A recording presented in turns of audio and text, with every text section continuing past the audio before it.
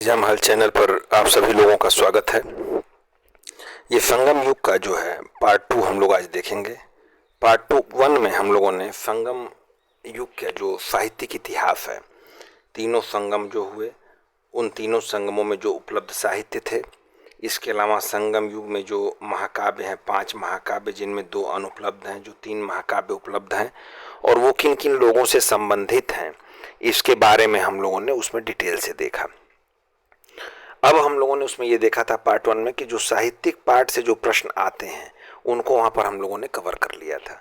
अब संगम युग में जो राजनीतिक इतिहास वहाँ का है, 3 राज्यों के बारे में, चोल, चेर और पांड्य, उनका विवरण इस पार्ट में हम लोग देखेंगे। तो इस पार्ट में हम क्या देखेंगे, देखिए क्षेत्र उनका देख लेंगे, किस क्षेत्र में उनका राज्य स्थित था। उनके प्रतीक चिन्ह से भी प्रश्न एग्जाम में आता है कि बाघ, मछली और धनुष 3 चिन्ह थे कि कौन किसका प्रतीक था और इनकी राजधानियां क्या थी। इसके बाद उपलब्ध स्रोतों के आधार पर जो उनके महत्वपूर्ण शासक हुए और उनके कुछ महत्वपूर्ण कार्य, इनका जो संग्रहण हमें उपलब्ध है या जो परीक्षा के दृष्टिकोण से महत्वपूर्ण है और जो अभी तक परीक्षा में पूछा गया है, उन सभी बातों को दृष्टिगत रखते हुए इसको आपको नोट्स को प्रिपेयर कराया गया।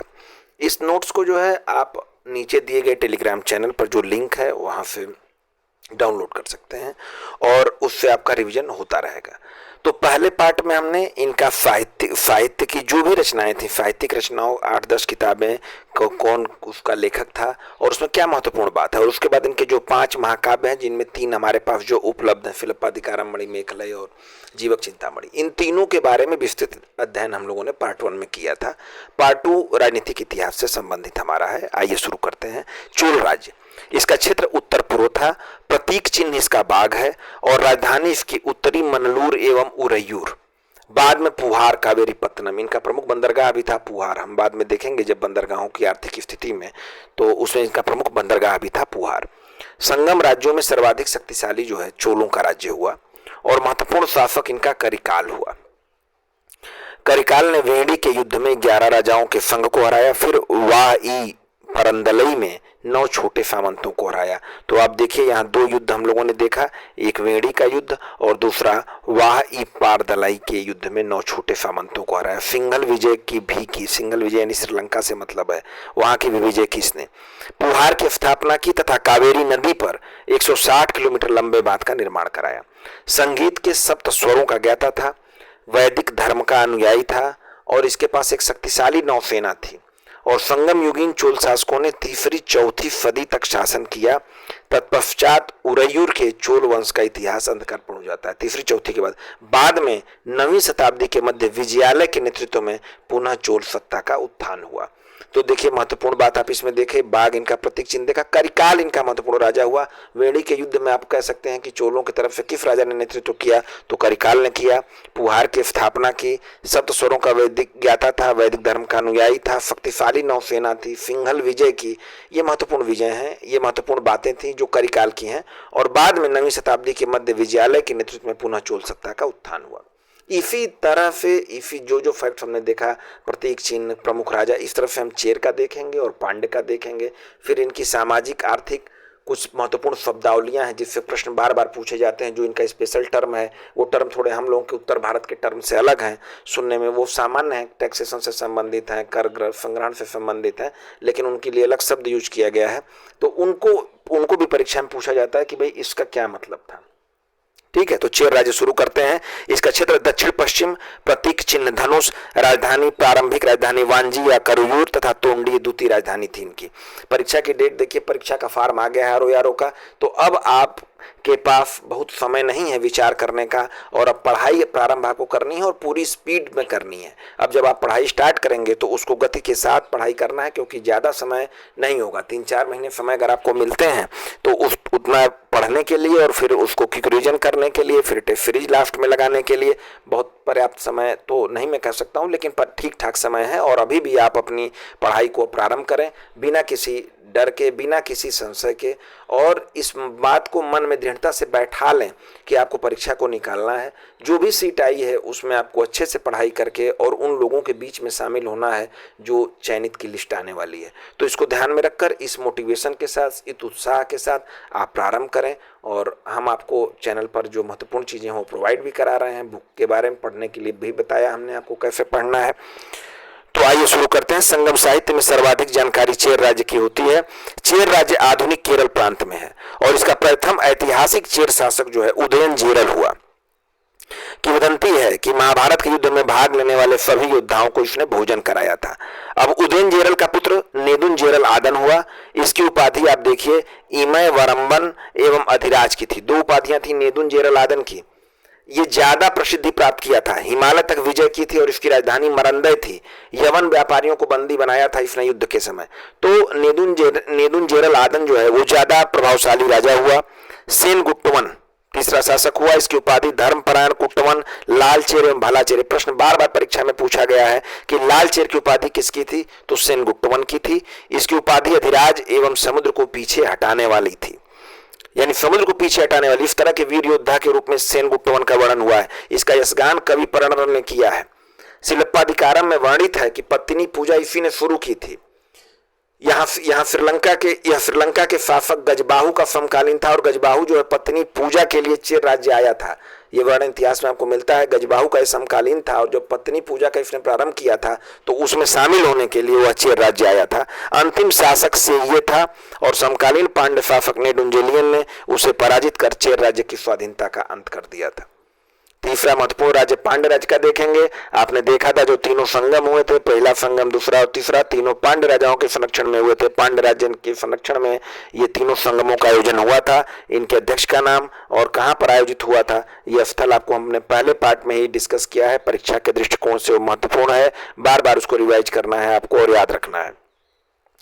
राजधानी मदुरई, प्रारंभिक राजधानी कोरकई इनकी थी और राज चिन्ह इनका मछली था। यह राज्य कावेरी के दक्षिण में स्थित था पांड्यों का। नेडियोन प्रथम शासक था। समुद्र पूजा उसने प्रारंभ करवाई। पहरुली नदी को अस्तित्व प्रदान किया। ये नेडियोन के बारे में जान रहे हो। नेदुनजेलियन इसका सबसे महत्वपूर्ण और शक्तिशाली शासक हुआ। नकीरर और मामुंडी मरुदन कवियों को आश्रय दिया। दो कवि थे नकीरर और मामुंडी मरुदन जिनको ये आश्रय दिया। और इसी के शासनकाल में कोवलन की मृत्यु की दुखद घटना घटित हुई। जो शिल्पाधिकारम का नायक है कोवलन, कणगी पूजा का प्रारंभ हुआ था तो कोवलन की मृत्यु की दुखद घटना घटित हुई। नल्लीकूडन अंतिम ज्ञात पांड्य शासक था। पांड्यों का अंतिम ज्ञात शासक नल्लीकूडन था। अब हमने आपको बताया था कि इसमें महत्वपूर्ण राजनीतिक और आर्थिक शब्दावली हैं जो परीक्षा के दृष्टिकोण से महत्वपूर्ण है। उनको हम देखेंगे कि उनके बेसिक क्या मीनिंग है। जैसे भूमि के 5 प्रकारों का उल्लेख हुआ है। जब परीक्षा में आप प्रीवियस ईयर पूर्वावलोकन के क्वेश्चंस को देखेंगे तो ये प्रश्न आपको वहां मिलेगा। मरुदम था उपजाऊ कृषि भूभाग। कुरिंची अधिकांश कृषक इसी क्षेत्र में रहते थे। मुल्लई पशुपालक निवास करते थे। नेथल समुद्रवर्ती क्षेत्र और पालय रेगिस्तानी भाग। इसके आगे देखिए आर्थिक गतिविधियों से जुड़ी प्रमुख शब्दावली। कुडमा या इरय भूमिकर को कहा जाता था। भूमिकर देखिए सामान्य है लेकिन उस समय वहां दक्षिण भारत में इसके लिए शब्द यूज किया जाता था कुडमा या इरय। तो आपको ये ध्यान रखना है, परीक्षा में पूछ लेता है कुडमा शब्द किस लिए था, तो भूमिकर। माप तथा बेली भूमि माप की इकाइयां थी। उल्गू या सुंगम पथकर और सीमा शुल्क। वरियम यह एक संस्था थी जो भूमि कर लगाती थी। इराबू बलपूर्वक प्राप्त उपहार को कहा जाता था। इरई लूट में प्राप्त धन। उल्गू अथवा सुगम पथकर अथवा सीमा शुल्क। सामाजिक जीवन इनका देखिए संगम युग का। वर्ण व्यवस्था का प्रचलन नहीं था परंतु 4 वर्गों का उल्लेख है। ये चारों वर्ग से भी परीक्षा में प्रश्न पूछा गया है बार बार। ये नोट्स ही आपको इस आधार पर बनाया गया है कि आपको परीक्षा में इसी से प्रश्न आपको 80-90% कवर हो। तो आप इस नोट्स को देखकर और प्रीवियस ईयर के क्वेश्चन पेपर्स को देखकर ही अनुमान लगा सकते हैं कि आपकी संपूर्ण कवरेज इस नोट्स में कराई जा रही है। सुड्डम वर्ग ब्राह्मण एवं बुद्धिजीवी वर्ग था। अरफर वर्ग शासक एवं योद्धा वर्ग को कहा जाता था। बेनिगर वर्ग व्यापारियों का था और बेल्लाल वर्ग किसान वर्ग का था। सती प्रथा का प्रचलन था। सती प्रथा का प्रचलन का मतलब होता है कि महिलाओं की स्थिति में गिरावट थी क्योंकि सती प्रथा पति की मृत्यु के साथ ही महिला को शव के साथ जलना होता था, सती प्रथा का था। दास प्रथा का अभाव। पंचतिलय प्रेम विवाह कैकिड़य, असुर, राक्षस और पैशाच विवाह। विधवा की स्थिति ठीक नहीं थी। वैश्यावृत्ति को सम्मानीय दर्जा प्राप्त था। वैश्याएं दो प्रकार की थीं, कविगैचर और परत्तियर। संगम युग में दो प्रकार की वैश्याएं आपको मिलेंगी, कविगैचर और परत्तियर। विधवा की स्थिति ठीक नहीं थी। शाकाहारी और मांसाहारी दोनों प्रकार का भोजन था और मनोरंजन के विविध साधन मौजूद थे संगम समाज में। संगम युगीन व्यापार में हम किस राज्य का चोल चेर पांड्य में कौन प्रमुख बंदरगाह थे, पूर्वी तट पश्चिमी तट पर। परीक्षा में इससे प्रश्न एक बार जरूर पूछा जाता है। अगर इस टॉपिक पर आप व्यापार से संबंधित प्रश्न हुआ तो व्यापारिक केंद्र और व्यापारिक बंदरगाहों से प्रश्न जरूर परीक्षा में बनते हैं। सर्वाधिक व्यापार इनका रोम के साथ होता था। संगम युगीन व्यापार मिस्र, यूनान, मलय द्वीप समूह एवं चीन के साथ होता था। पांड्य शासकों के प्रमुख बंदरगाह आप देखेंगे, कोरकई और सालयूर ये पूर्वी तट पर थे। नीलफिंडा पश्चिमी तट पर था। कोरकई और सालयूर पूर्वी तट पर। कोरकई मोती उद्योग से संबंधित था। प्लिनी तथा पेरिप्लस ने इसका उल्लेख किया है। मोती उद्योग का काम यहाँ कोरकई से बंदरगाह से आयात निर्यात भी होता था और वहां मोती उद्योग का कार्य होता भी था खुदा। तो इसका उल्लेख जो है प्लिनी और पेरिप्लस ने भी किया है। चेरों में पश्चिमी तट पर आप देखेंगे मुसरी, मुजरिस को मुसरी कहा गया है, करौरा, वांजी, बंदर और तोंडी ये पश्चिमी तट पर चेरों में थे। और चोलों में पुहार, कावेरी पत्तनम मुख्य बंदरगाह था, बाद में उसकी राजधानी भी बनाया गया था। आरिका मेडू का वर्णन मिलता है, भारत और रोम के व्यापार का सर्वाधिक प्रसिद्ध स्थल था। उरैयूर सूती वस्त्र उद्योग का ये बड़ा केंद्र था, उरैयूर चोलों के समय में। तो इस तरह से संगम युग का पार्ट 2 हमने भी कवर किया। पार्ट 1 में हमने साहित्य की पार्ट 2 में वहां का राजनीतिक और सामाजिक